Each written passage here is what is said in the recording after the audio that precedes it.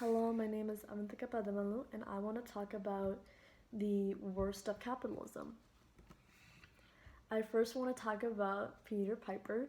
As you all may know, Peter Piper is basically a tongue twister. Peter Piper picked a peck of pickled peppers, and at the end of that tongue twister, the question is, where did his peppers go? And I want to tell you guys a story about his peppers.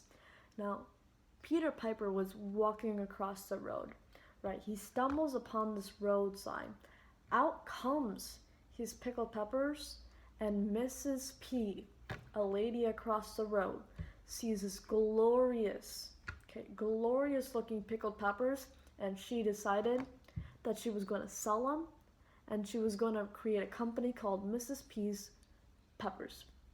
Now, I don't know how Peter Piper believed in this, but Mrs. P said that she had a $10,000 investment for this startup brand new company.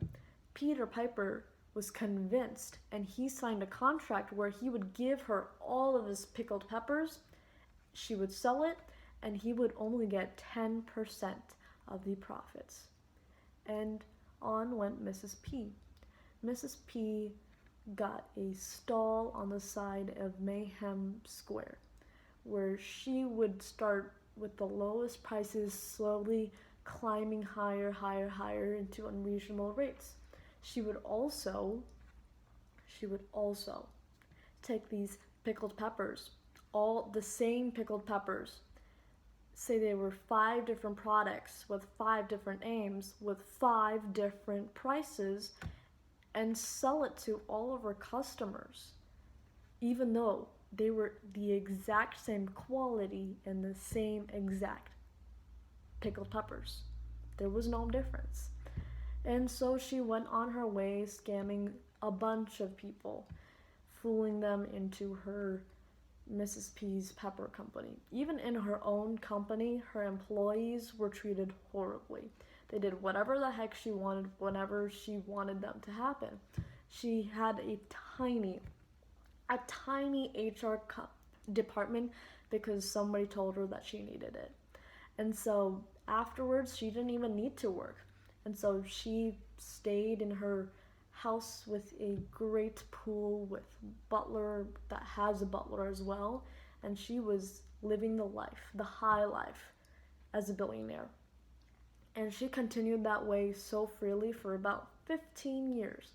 Now, Peter Piper on the side, he was getting furious. He was so mad at Mrs. P, especially after he heard the slogan of Mrs. P's Peppers is Mrs. P picked a peck of pickled peppers.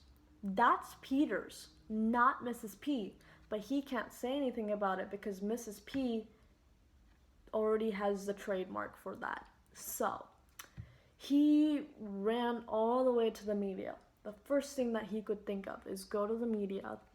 He explained all of the stuff that Mrs. P has been doing behind people's backs and all of the things that she has been stealing, like taking away their money unfairly. And because of this whole outrage, Mrs. P had to shut down her company. Furthermore, there were people filing against Mrs. P. Mrs. P thought they were absolutely out of their minds, ridiculous for filing against them, because most of them are people that food markets, like businesses that bought her peppers from her, are her employees, or it's just Peter Piper. And because of that, she was like, you signed all of the contracts, you knew what you were getting into. And she, because she was a billionaire, got a world-class lawyer, bribed a few people. So some of these cases never even went through the full circuit, to the whole, system, and she won every single trial. So really, she came out of it not too scathed. She didn't get a prison sentence, even though she should have. And so Mrs. P decided that she was going to leave. Okay, so she got some plastic surgery that she wanted. She moved most of her money to a Swiss bank, all right, And she sold all her properties in that country, and she went all the way to Singapore to live. Now, Mrs. P never forgot Peter Piper's betrayal. She was furious.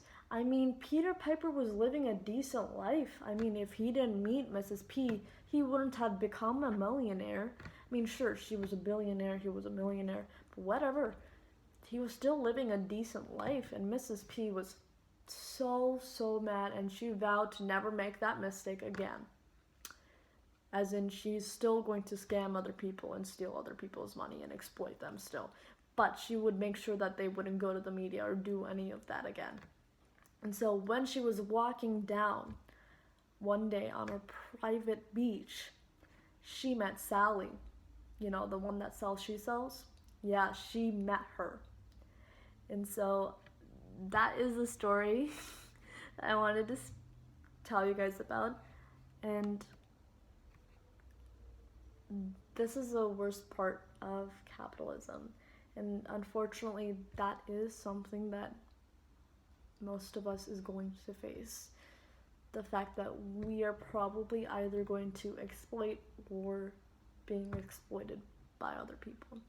And so this is the downfalls of free capitalism. And the government can, put in bills and try to regulate the situation and have more change. But change comes slowly, even through our government. And at a certain point, we have to find it in ourselves to deal with it. And so what I kind of want everyone to leave my presentation with is the idea of to exploit or to be exploited. Now, you can decide if you want to exploit other people's or you would be fine with being exploited by other people. Because unfairly, this is a society we live in where we only have really these two options.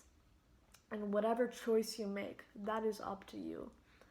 But I want to make sure that everyone leaves my video knowing that they should always stay positive, preserve your strength, be the best you can be, and that is enough. That is enough. Just do your best. Thank you.